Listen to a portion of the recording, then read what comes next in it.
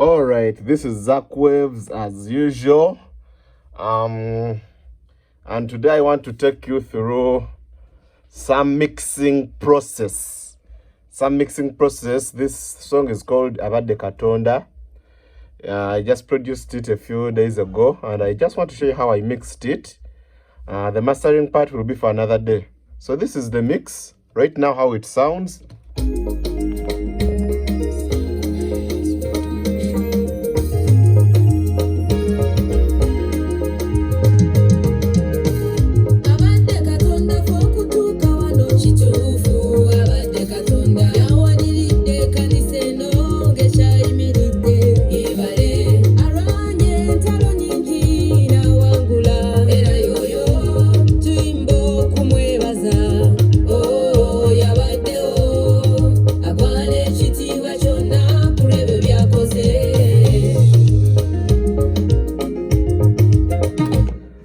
So let's go straight to the mixing process.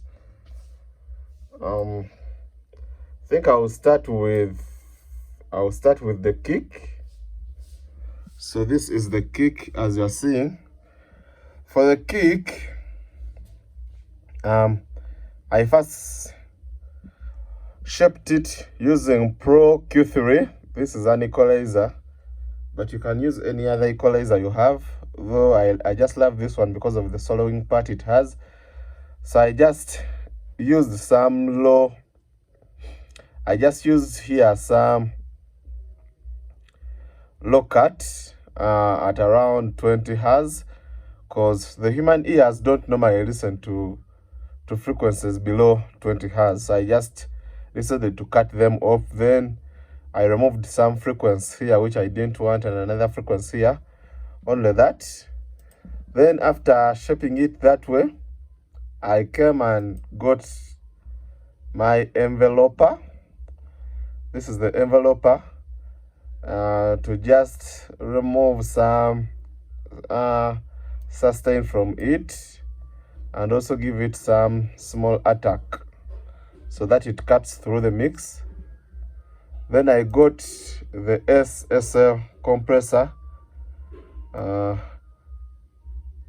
I use a very slow attack and a ratio of 4:1. Then the release is at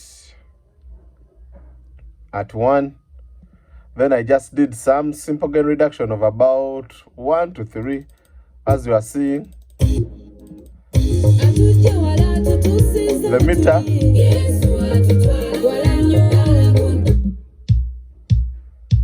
as you're looking at the meter. So that is how I shaped my kick. Then when we come to the snare, I got some enveloper. I decided to reduce on the sustain and release. Yeah. Then after using the enveloper, I got my equalizer. I first used a high pass filter up to around 159 Hz, then boosted at around 200 Hz, reduced some muddiness at around 422, then increased at around 800, increased at around 2400, and gave it some high shine using the high. Yeah. Then I got my compressor. I used the normal what? I used the normal Logic compressor. I did a very simple ratio of 1:5. Then the attack is at 10.5 milliseconds. Even the release is at 51 milliseconds. The auto gain is off. The makeup gain is at 5 dB because I was doing a negative 5 dB reduction. And this is how the compressor worked on the snare.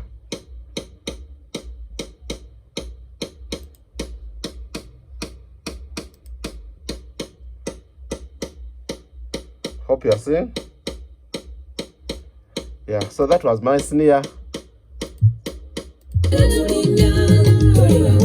After that, I decided to cut off some transients using the classic clipper so that I don't get any clipping here on the channel. Then after doing that, here we have some rolls. These rolls, like this one, let me see where it is, like this one.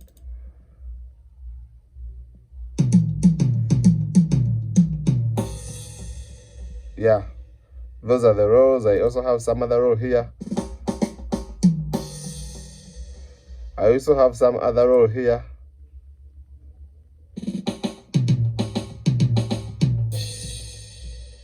So together in the mix.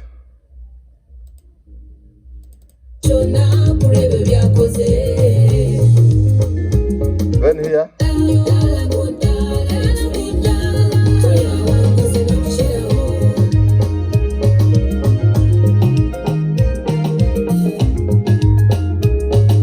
Yeah, so for the case of the rolls, I just applied the same processing like just as the snare. Though on the rolls I added in some delay. You are seeing this delay, the stereo delay.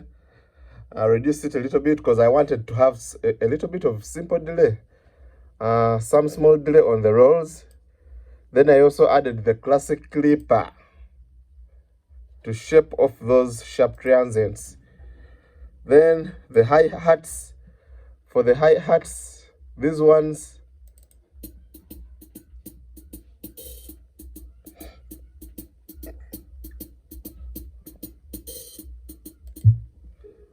so for the hi-hats, I only did what? I only applied the enveloper to make them a little bit tight, tighten them up.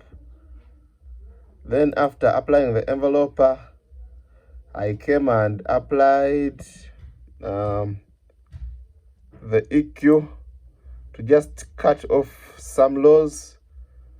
After the, remember I also reduced a little bit of the highs. As you see here, I reduced a little bit of the highs because I didn't want them to be a little bit piercing in the ears. Then I also added a compressor, but it was doing just some subtle compression. You see? The compressor was just doing 1 to 3 dB of gain reduction. So after that, I also have some congas here. Those ones. I just got my equalizer, put some high pass filter here. Then I boosted here because that is where I felt like the body of the congas were. Then I also did what? On the congas, I got some envelope and decided to tighten them a little bit. Yeah. So that is what I basically did on the drums. After doing that on the drums, I grouped them all. You are seeing, I grouped them all under bass 5, bass 5, bass 5, bass 5. So when we come to bass 5, what I did on bass 5, this is what I did on bass 5. On bass 5, I didn't put any processing on them. After grouping them to bass 5, I then sent them to bass 15. And bass 15, here is bass 15. And bass 15 is where I did the rest of the processing. So when I first grouped them to bass 5, I sent part of the drums to bass 14. And under bass 14, the way you see, I just did some parallel compression there to give them more body, like to make them more punchy. So those are my settings. You can copy them. Because of time, I won't go through all of them. But just know the attack was really very fast. And the ratio was 10 to 1.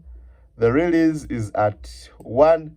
And I was doing a very, very, very fundamental gain reduction of 10 to 15 dBs.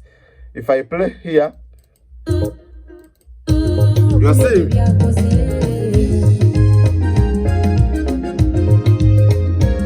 So these are my compressed drums. When doing parallel compression, these are the compressed drums on bass 14. Now what I did, I just came and raised my fader here, so that I mix them with my uncompressed drums. These ones, hope you are getting me. If you don't know what they mean by parallel compression, I think I'll just make another video about parallel compression. But this one helps me get more punchy drums. So after doing all that, after doing my parallel compression, I came back to my drums again. And where are the drums? When you look here, I came back to my drums again and sent part of them to bass 17. These single drums. Now bass 17, I was just looking for some drum reverb. When we come to bass 17, I applied true verb. But remember, I put off this direct, always put it off. Now for the case of true verb, I was just looking for some reverb on the drums, some small room reverb. And when I play for you bass 17, this is what you will feel. I don't know whether you are feeling that drum reverb, eh? Yeah. So after getting that drum reverb, I sent the drum reverb, and I also sent these drums, the main drums, and I also sent the compressed drums where I did parallel compression from. I sent them to bass 15. And bass 15 is where I did the group. I did the group processing of drums from. So on the group processing of drums, I applied a chroma tape to get some saturation on the drums to bring out those fundamental factors in drums. Then I also applied again the TR5 clipper so that the drum bass doesn't clip. Then I did I applied some glue on the drums to make them as one using this SSL compressor. You can copy my settings. Just make 1 to 2 dBs of gain reduction, not so much, just to get some glue on the drums. And this is how my final drums sounded. As you are seeing, I named it Final D, meaning final drums. Let me solo it and feel how it sounded. So those are my drums.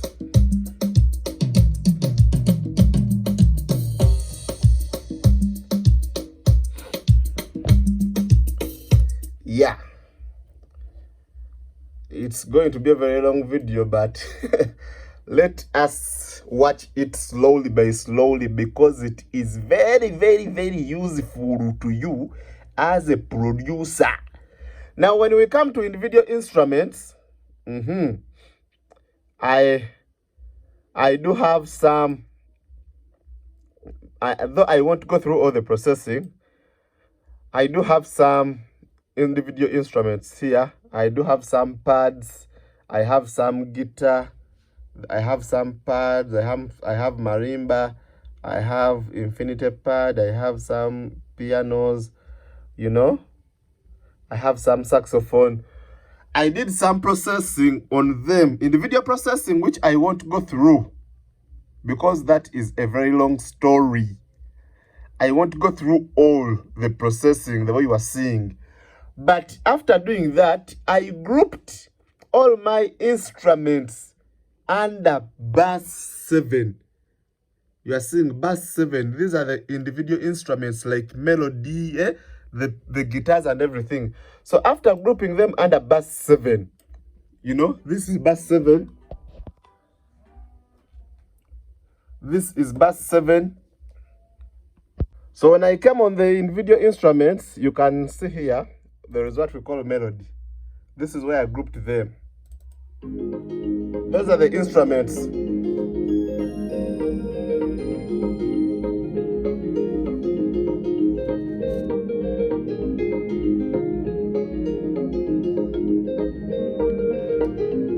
So the processing I did on the individual instruments, I first, remember, this is the processing as a group, but I already did some individual processing here. So don't just come on your group bus for instruments and apply what I'm applying before mixing them as one. For example, the guitar, this guitar, when you look at the guitar, when you look at this guitar, the one I used, here it is.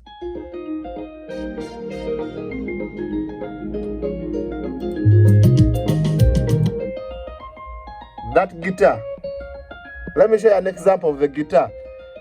I first processed it as one. What I first did, I came and reduced some of the lows here up to 100 Hz. I removed some mud at around 530. Then I gave it some boost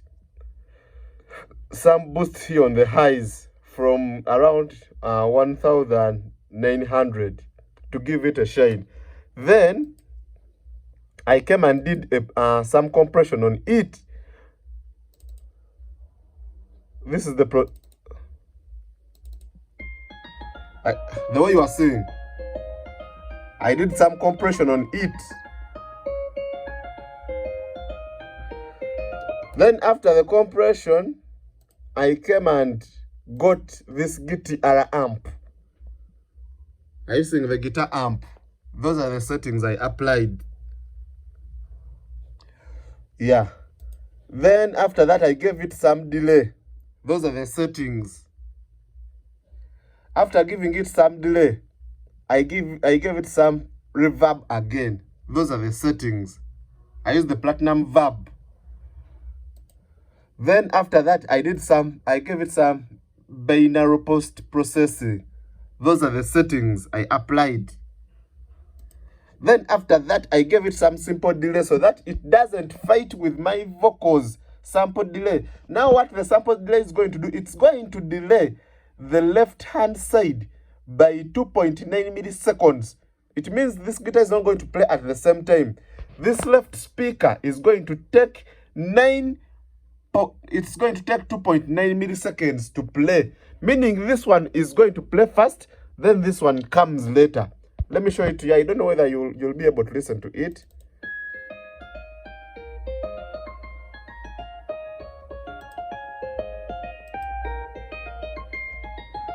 You see? If I put it off, the guitar will be playing from the middle. But if I put on this sample delay, this speaker is going to be delayed a little bit. So this speaker is going to seem louder, because remember, it's coming fast. So that is the use of the sample delay. I use this trick when I don't want the instrument to fight with the vocal. Because when this speaker takes more time to play, it means the vocal will be playing without fighting with both of the speakers. Yeah. So that one, I've just given you an example of the processing I did on individual instruments. So back to our group for the melody. After applying this equalizer here, I applied this equalizer to reduce some of the lows in case they were there, though they were not there. Then I applied this SSL compressor to put some glue on my melody. You know, a little bit of glue. You don't make it so much. Just put 1 to 2 dB of gain reduction. The way you see.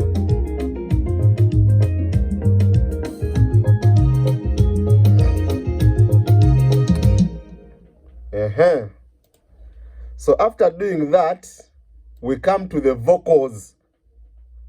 To the vocal. For the vocal, I applied a pitch correction. I also came here and applied some make mode, because there is some make I love most, the Rode NT2. So I applied make mode. Make mode just helps me get the characteristic of the Rode NT2. Yeah. So I think I will start with the lead vocal. So after putting some pitch correction. Those are my settings on the pitch correction. The response was at 62.6. Yeah, remember this song I played it in G sharp. So after doing that, I grouped all my lead vocals to bass 8. Yeah, when we come to bass 8, I even put there some word lead. You are saying the word lead, meaning this is the lead vocal. Let me try to solo it, and we go through the processing I did on the lead vocal. Let me get a part where I have the vocal very well, this part.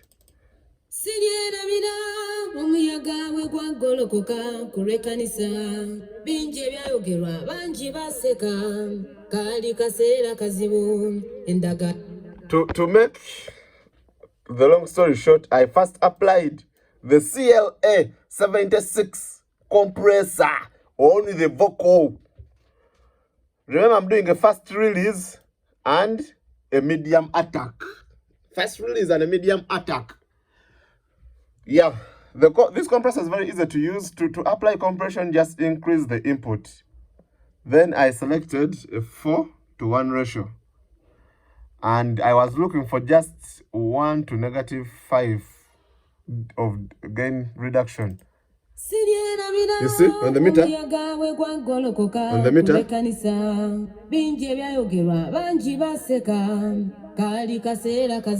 when you look at the meter, you see that it is releasing very fast. I applied the first release.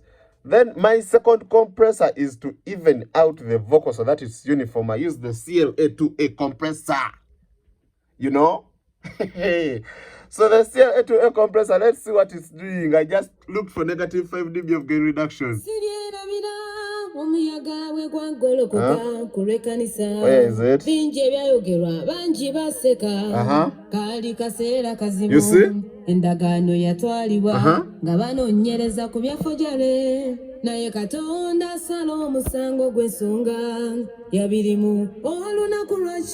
After doing that, I came and applied my EQ. I pulled out some rumble up to 120 Hz. Then I applied a dynamic EQ to shape the MADE part. Now, if you don't know what dynamic EQ does, I think you will just go to my previous videos. I even removed some other frequencies here, you know? So that is what the dynamic EQ does. It is what it does.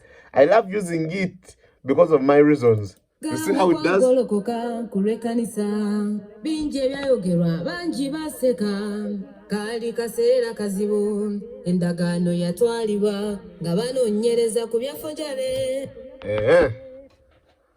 Barina. So after doing that, I came and applied the SSL channels. Now on the SSL channels, I just wanted to boost some highs. You see here at 10 kilohertz, 10,000 hertz, because K means 1,000. So 10 kilohertz, it means 10,000 hertz. I boosted at, I made a boost of only 2 gain reduction. I don't like boosting a lot. My EQs are always reduction EQs. And I also rolled off some rumble up to 120 Hz. Then I applied the ESA. The work of the ESA, you know it. If you don't know it, you are not a producer. Leave this video alone. Yeah. To remove out those sibilances, the S's. Then I came and applied the GW Voice Centric. On the GW Voice Centric, I left the sensitivity at 50. You see in this K50 here, it's going away. That K50 here, I left it at 50. I put off the delay and also put off the reverb, meaning what I was only looking for in this GW Voice Centric is a double R. I love using double R's. And this is one of my good double R's on vocals. I love it. And when I play the vocal, it becomes miscellaneous.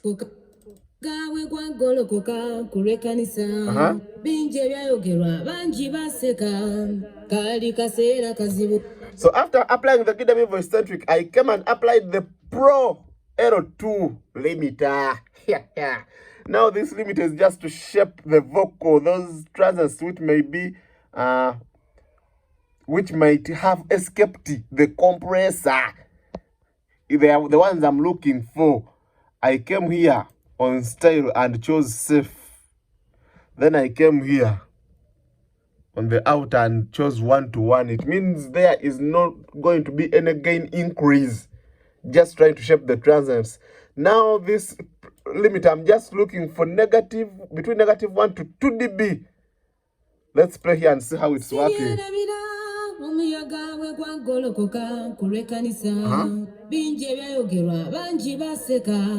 Kali kaseera kazibu endagaano yatwalibwa nga banoonyereza ku byafujale naye Katonda asala omusango gw'essuuba. You are seeing how it's doing.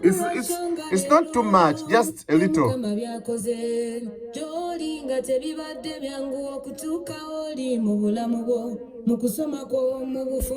So I just put it there to just shape and even out the vocal. You are seeing here it is reducing at negative 1 to 1. So just some simple reduction, not so much. So after doing that, I set the vocal to bass 9 and also bass 10. Now on bass 9, I applied the H delay. Those are the settings, but I'm using ping pong effect, quarter note delay. After doing that, I applied the compressor to sidechain the delay with the vocal. If you don't know what sidechaining means, it means every time the vocal comes in, the delay is going to go down a little bit and the delay will come back when the vocal has left. Then when we come to bass 10, I got my Valhalla vintage verb. I love it so much. I used the plate. Yeah, those are the settings I applied. You can copy them if you don't want. If you want, you can leave. If you don't want, copy them. If you don't want, if you want, if you don't want. Then I applied the Pro Q3 after the reverb to shape it, you know, so that it's not all over the place. You know, this reverb comes with a lot of lows and highs. Then after that, I sent some delay, a little bit of the delay, I sent it to the reverb to do that mixology. You see? On my delay, where is the delay? You see on my delay, I sent some of the delay in the reverb to mix them up so that it is one, and this is how it sounds.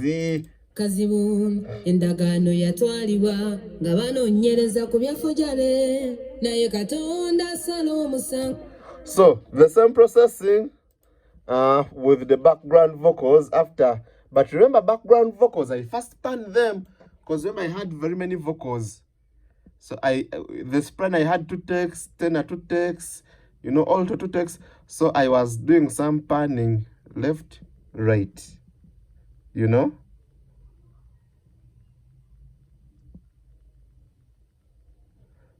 I did some strong panning left, right, left, right, left, right.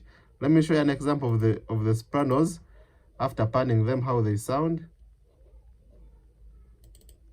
Dala kudala letulinya tuliba wangu zinokushiraho atuje wala Yesu atutwala wala dala kudala letulinya tuliba wangu zinokushiraho.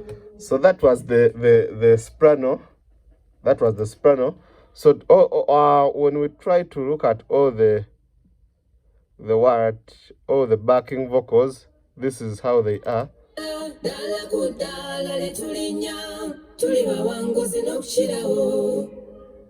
So the processing was most so similar, almost so like the same. I applied these ones. I won't go through all of them. Yeah, though on the vocal I decided to use the delay in the GW voice centric, and I also sent them to the reverb. So I think that is it. That is it. And we came out with a very nice mix. A very nice mix. Though it's not yet mastered, I'll show you the mastering part.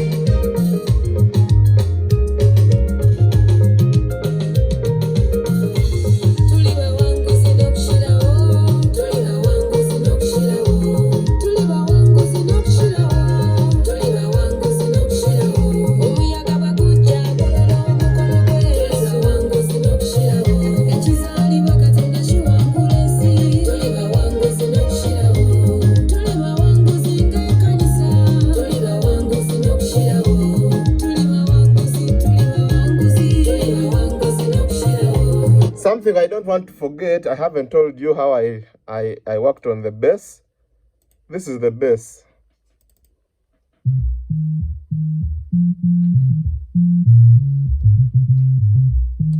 The bass is very simple. I just did some compression on it. I applied some EQ. I just put here some high pass filter to remove the frequencies below 20. Then I applied some L2. I was looking for some saturation in this limiter. If you don't know how to look for saturation in this limiter, I'll try to make for you another video.